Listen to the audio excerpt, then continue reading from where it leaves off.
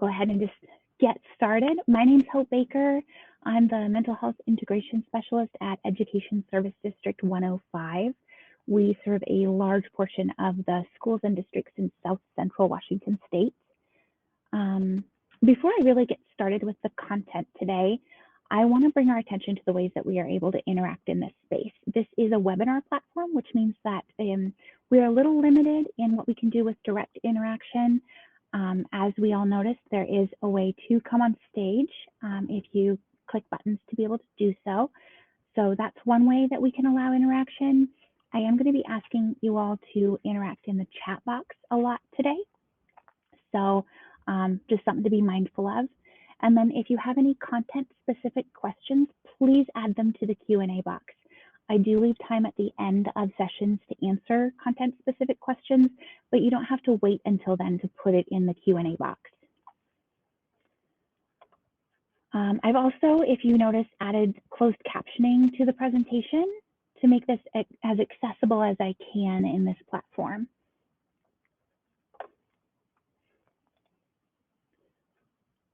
I want to start the session off today by focusing our intent.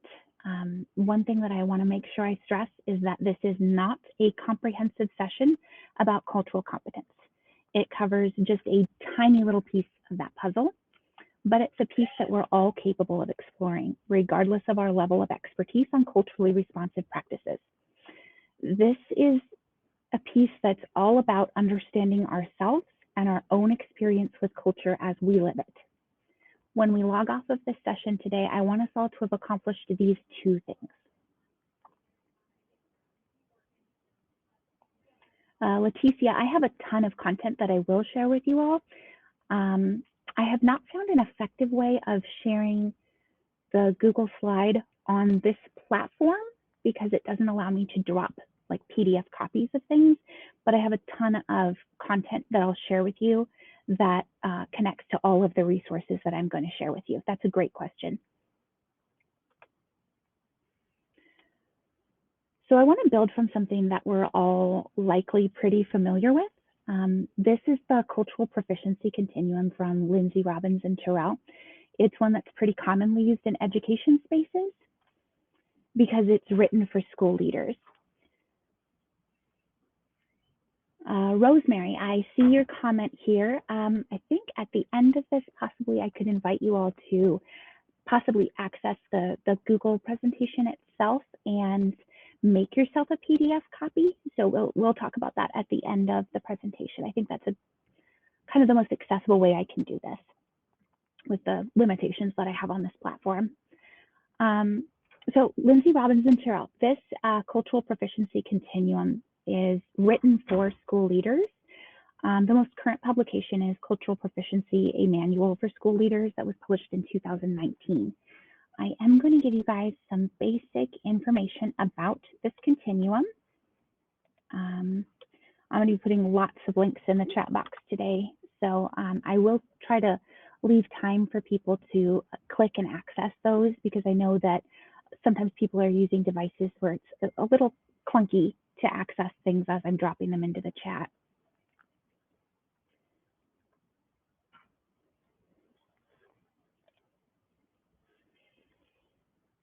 So everyone saw on that cultural continuum that cultural competence, what's labeled as cultural competence, was pretty far up that continuum.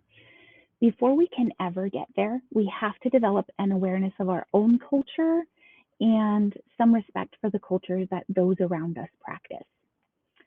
These are some basic foundational concepts that I need to touch on before we begin our work today. Laura. I don't have a specific list of the resources, but I am dropping the resources as I go. And then at the end, I will invite you all to make copies of the PowerPoint, and the resources are all linked in the PowerPoint. So you should be able to access all of the resources.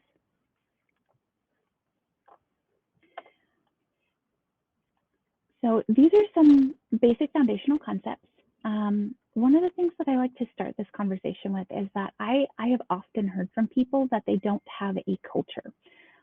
Most of the time that's followed by people saying that they're just American. This is because the society that we live in was designed around and for the culture that white Americans practice. It's not that we don't have a culture, it's that it's been woven into the fabric of our day-to-day expectations in our society. We have the privilege of our culture being viewed as what's mainstream and expected, and it's been presented as something that people from other cultures need to assimilate into. I feel like that's improving very gradually, but that has been the historical conversation around the culture in the US. Everything that we do communicates our culture and our values to everyone around us. So increasing our awareness of our own culture and how we're performing it can improve how we present for our students and our communities. That's the work that we're going to do today. So I'm going to drop a framework into the chat box now before I start talking about this. We are going to be working from this framework today. So I would like you all to take a moment and click the link that I just added into the chat box. It's going to prompt you to make a copy of a worksheet that we're going to be working off of as I talk through this material today. As we go over it, I want you all to be actually filling out the framework for yourself. We're going to do some work today in this session. So one of the things I love about education spaces right now is that they've recently started looking to other professions to improve their practice. Improvement science is another really great example of this. It's been used in healthcare settings for a really long time and is now being applied to education. I feel like it's a very exciting time to be in education right now. So this framework highlights many of the different aspects of culture that may not immediately come to mind when we think of the word. This is a framework that has been used in counseling spaces for a very long time, again, looking outside of education to inform our practice. This framework was originally developed in 2008, so it's been used for a good little while. Can someone please confirm for me, just so that I know that things are working properly, that they were able to open a copy of the document to get us started? Yes, awesome. Thank you, Brian. I do want to also, sorry, I told you guys that I was going to be dropping a lot of information into the chat box. So this is just basic information about this framework if you're curious. So I really like learning more about things that I'm playing with. So totally up to you if you want to learn more. That link is for that. I also want to make one more note before we really get started on this work. This framework uses language that you may have some varying levels of familiarity with. I want us all to remember that language evolves as we learn more about the language and learn from those around us. And that evolution is a really exciting reflection that we're improving our understanding. So I'm going to drop another document into the chat box. Told you all it was going to be a lot of resources. This document provides some agreed upon definition for the language that we're currently using and the language that's included in the framework today. I have very strong beliefs that it is our responsibility to educate ourselves about these things and not leave it to marginalized groups to define and explain these things for us. So that document should also prompt you to make a copy. I'm hoping that all of this stuff is going to be very useful for you coming into this next school year and beyond.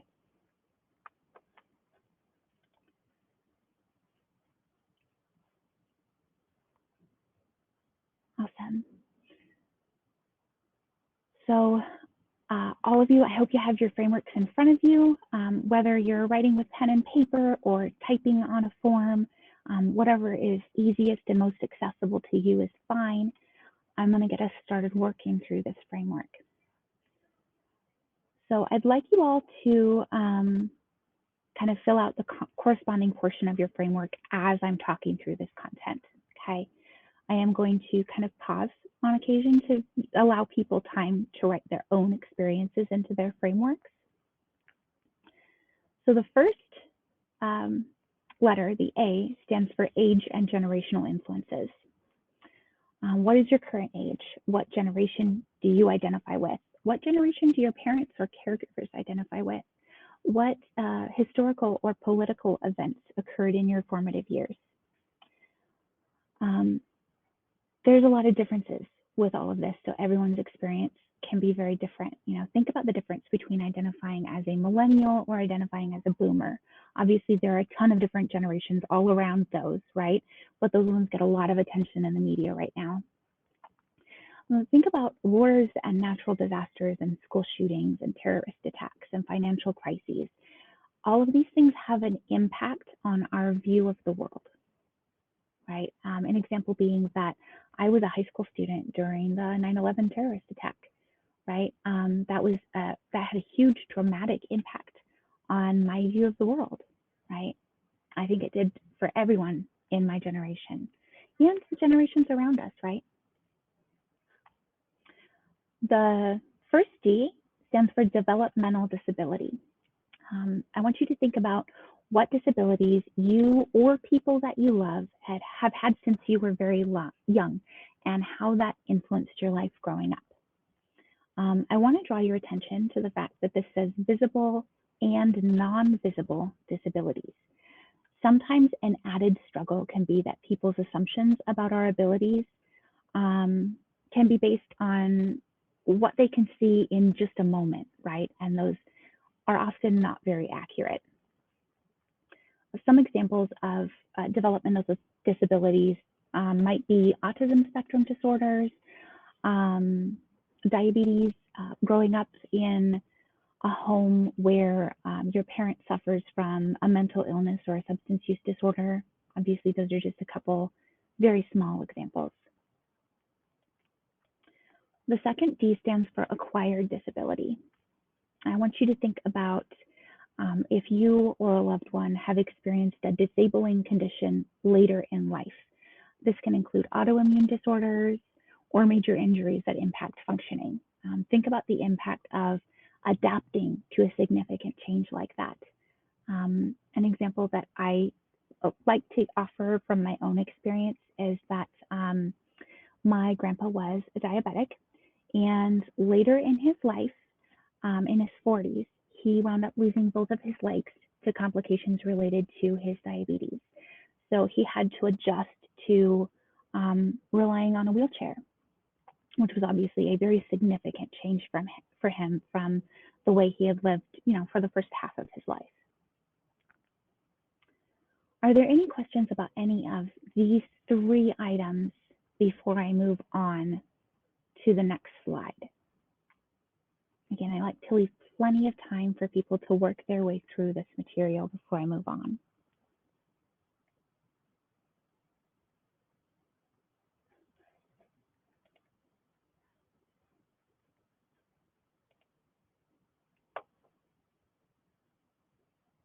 All right, I'm not seeing any questions pop up in the chat, so I'm going to go ahead and move on to the next slide.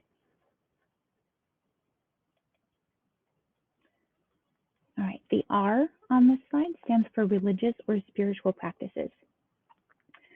Think about if you were raised in any religious or spiritual tradition. Does your spiritual practice today look the same as the way you were raised? If it's different, was there an experience that influenced and caused that difference?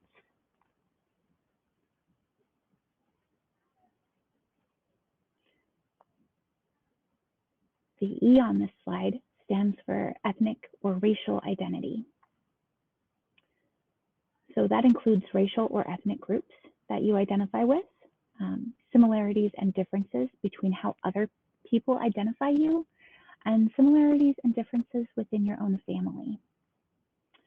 I want us all to remember that race is a socially defined concept and that there can be a lot of ethnicities and different cultural practices within a single group or within a group that's identified as a single race, right? It really isn't just one group of people. And that can mean a lot of different experiences for people. So all of those elements are really important.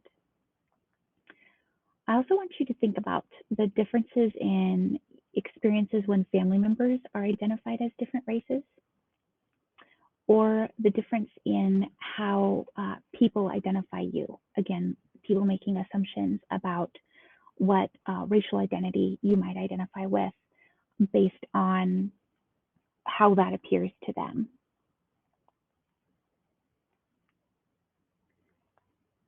And the S on this slide is for socioeconomic status. What socioeconomic status was present in your family of origin? What work or educational opportunities were available to you growing up? And what's your current socioeconomic status? Has that status changed from when you were growing up? How did what was visible and available to you growing up influence the choices that you made for your future?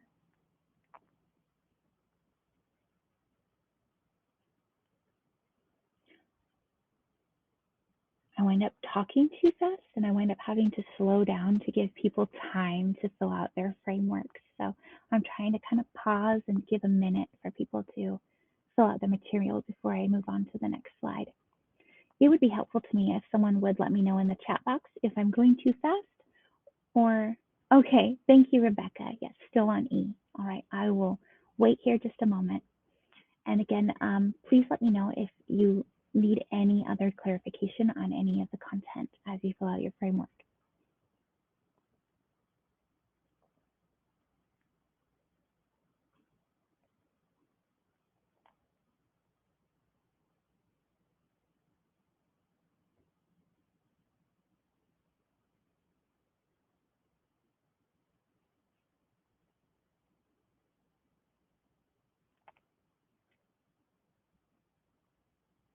I'll give it another minute and then I'll move on to the next slide. I want to make sure I leave time. Clarification on the second D. Yes, so pretty much, Amber. The first D was developmental disabilities. Those tend to be present early on. You know, we tend to have them throughout most of our life. And then the second D was acquired disabilities. So those are disabilities that impact us or someone that we love or care about later on in our life. It doesn't necessarily have to be adulthood, but it tends to mean having to adjust to a change. Did that answer your question?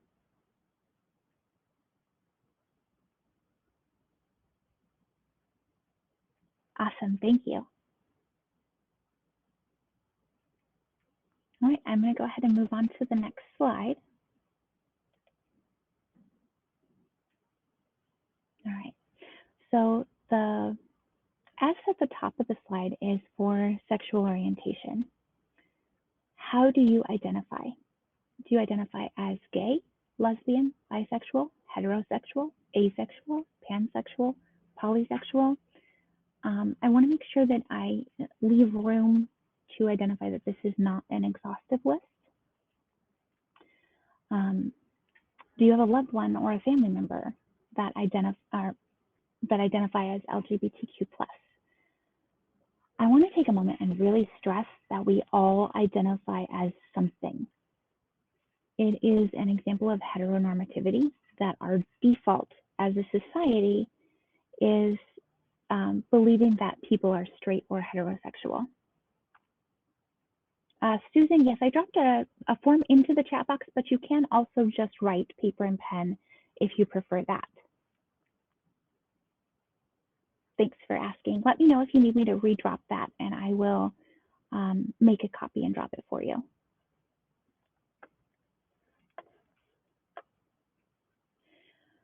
I also want to bring our attention to our level of openness about our orientation and people's assumptions about our orientation and how that can influence our experience on our sexual orientation.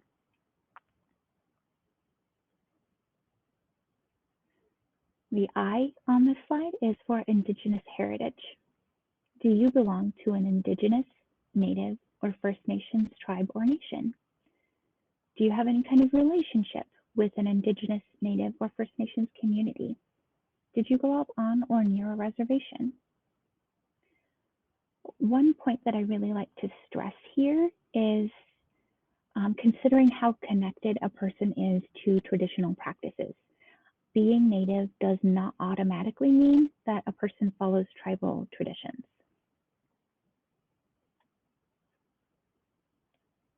Everyone's experience is a bit different there, right? We're all individuals.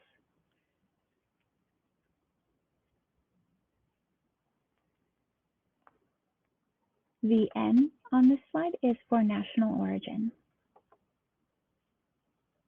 Are you a US citizen? Are you an international student? Are you an immigrant? Are you an asylum seeker? Were you born in the US or outside of the US? Is English yours or your parents' first language? Another thing to consider here are the conditions under which a person left their country of origin if they had to leave. If it was by their own choice or if it was because of a crisis. Oops, hold on, I did not mean to move up yet.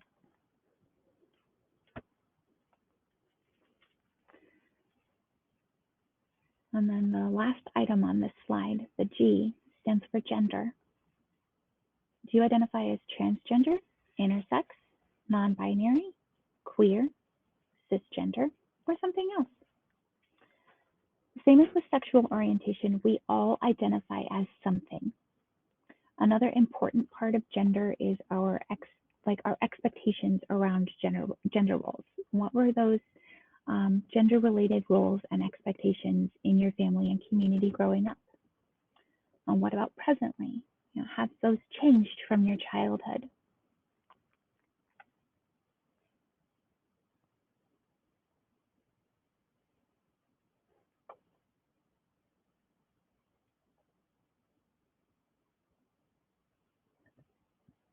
Again, I'm leaving a moment for people to fill out their framework before I move on, trying to make sure people have time to reflect their own experience in their framework.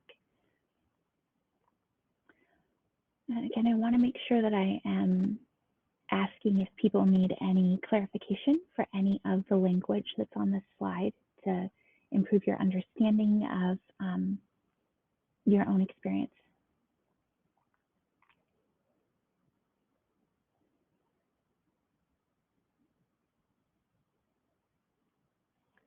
I have a Q&A in the Q&A box. Hold on. Oh, Susan, here. Hold on. Let me just copy that and paste it for you again. Put it up pretty high in the chat here.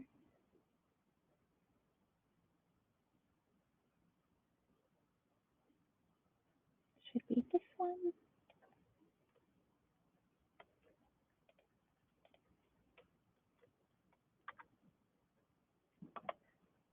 There we go. Susan, do you see that document in the chat box? That one is the document that we're working off of. It should prompt you to make a copy when you click the link. Awesome, wonderful, thank you.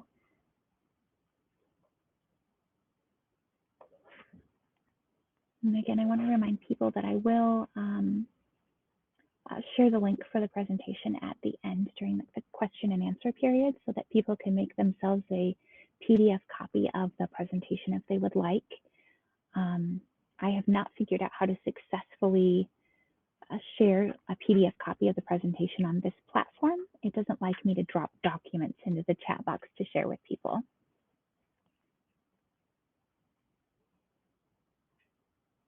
I want to check in on time. Does anyone need more time to complete their framework, or are we ready to move on?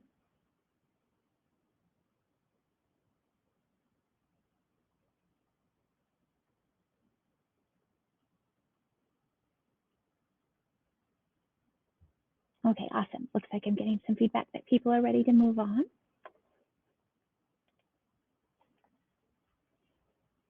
Okay, awesome. So now that we've explored our own culture on this framework, I want to shift our attention to what parts might be more visible to other people. One thing that I really like to stress is that not all aspects of our culture hold the same importance to us. An example that I tend to use is that if we identify as heterosexual, straight, we probably don't think too much about our sexual orientation on a day-to-day basis, right? Because that's, again, our culture is relatively heteronormative. It's kind of the basic assumption, even though, you know, that's kind of uncomfortable to say out loud like that. But, you know, if we fit the general assumption that other people have, it's not something we tend to have to think about a lot, right? What is important to us has a larger influence on our lives. We also might be more or less open or more secretive about different aspects of our culture. But regardless of that, all of those ways that we identify have an influence on our expectations of other people, whether we're aware of it or not. That's part of this activity is getting us to start being aware of how our own culture shapes our expectations and our interactions with others. So to get us really thinking about this concept, I'm going to play a little game with you. And this is one that that people can have kind of varying levels of comfort with, but there's a reason that I do this game the way I do it. So I want you all to get ready to type in the chat box. I want you to look at me and what you can see around me and what you can see that I've, you know, provided you with, you know, my presentation, you know, any kind of sources of information that you have available to you about me. And I want you to type in the chat box conclusions that you've come to about what you see.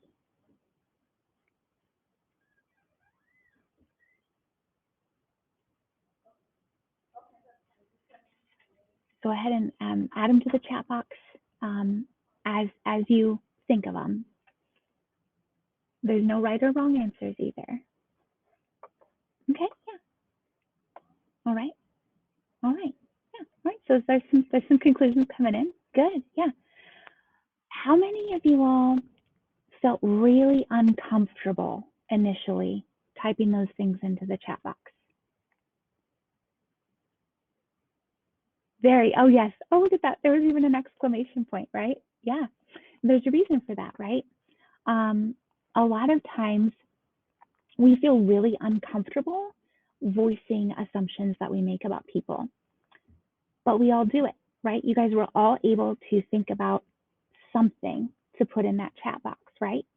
None of it was negative. Most of the time, the conclusions that we come to don't have any malicious intent behind them, right? But becoming mindful of how we're making conclusions, how we're coming to conclusions about people is really important to improving our competence, okay? So taking a moment and really paying attention to the thoughts that come into our head is very, very important. It doesn't do us any good to pretend that we don't have those thoughts, right?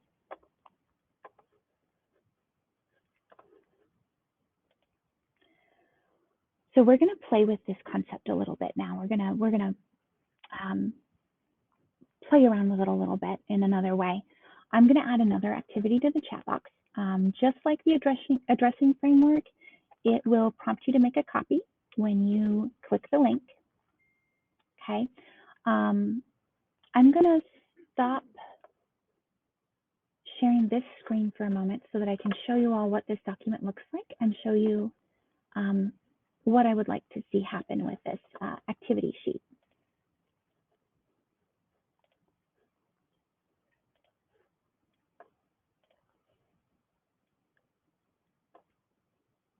Yes, Rebecca, it should be this document coming up. Thank you, Amber. Yeah. It's opening up to the addressing slide again. Uh-oh.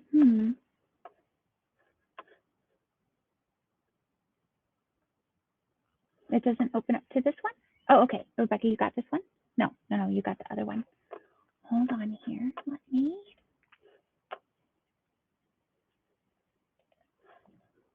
Just pop it right here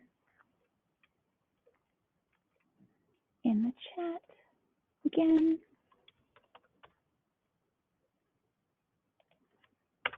There we go. All right, so I shared that link directly from this one. It should be the right one now for you. Okay, so this one's just a simple little exercise. It has obviously a bunch of lines, and it's kind of a pie chart.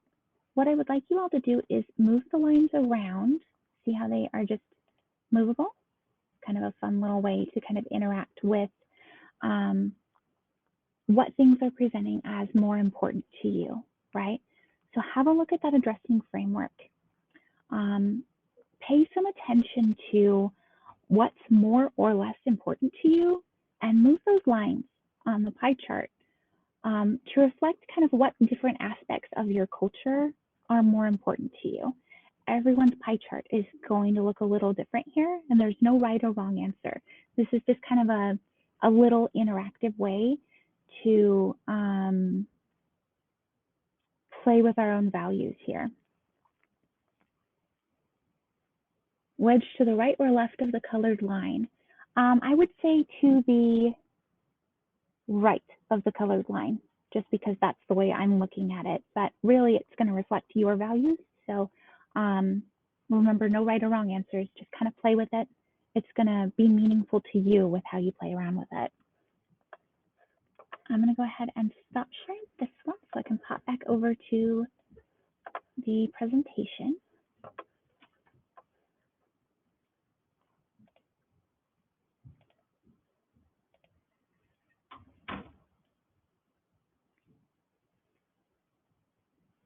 All right. Go ahead and move on to the next page here. As you guys are playing around with those lines, I want to bring your attention to another way to look at this, okay?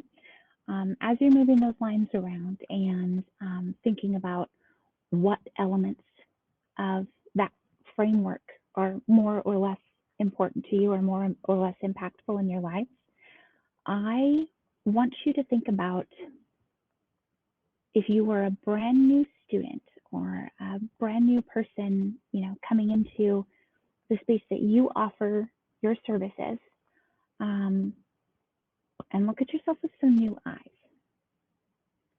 If you were a brand new person looking at you and looking at your space, what conclusions would you come to about yourself? Oh, Rebecca, on the, here, hold on, let me stop sharing this one here and share this guy again. Oh, hold on.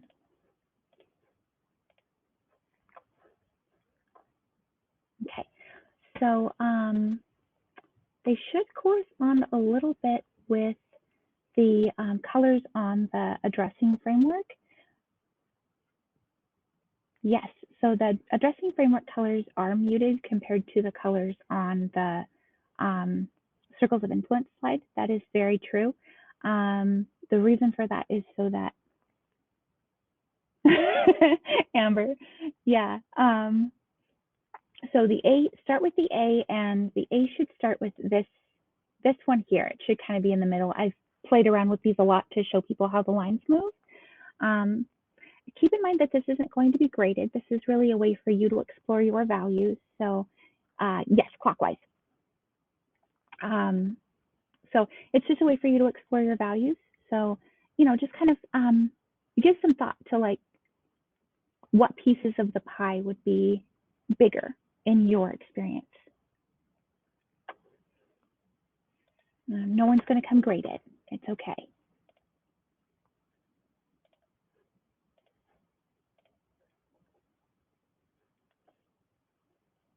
So as you're thinking about this, I want you to think about the conclusions that you came to about me earlier. And I want you to think about how those would be different if I presented just a little differently, okay? I want you all to imagine me with like a hoodie sweatshirt and a ponytail, no makeup. How would your conclusions about me be different? What about if this material was presented on a different background entirely? It wasn't a rainbow colored background, but it was, you know, a plain white and black background. Would your conclusions be different then? The reason that I want you all to think about all of these different things is because everything that we show to others, our clothes, our jewelry, think wedding rings, think expensive watches, think bold or trendy jewelry, the material that it's made out of, think beads, think turquoise, think jade, right? All of those things typically connect to different assumptions about people, correct? The way we wear our hair, our makeup, visible tattoos, the things we choose to keep in our spaces, and the things that we talk about or avoid talking about all tell people information about us. So I want you to think about, as you're looking at your pie and what's important to you, does your space or your practice communicate what you intend it to communicate? If not, what changes do you need to make to ensure that it does?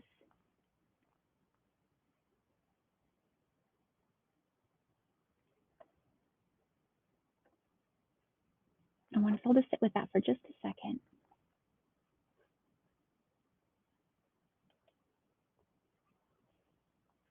I do want to take a moment and share references with you all. There's a lot of really, really great minds having conversations about these things right now. I always encourage people to look into authors like just a variety of authors on this information, because the more we remain teachable and open to new knowledge, the more we're going to improve what we're doing for the people that we're serving, right? For our students, for our families, for our communities.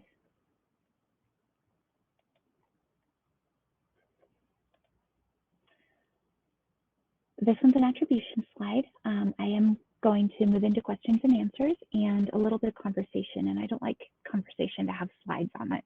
So I'll stop sharing in just a moment. But I do want to bring your attention to the fact that this template was created by SlidesGo. I always like to kind of give attribution where attribution is needed there.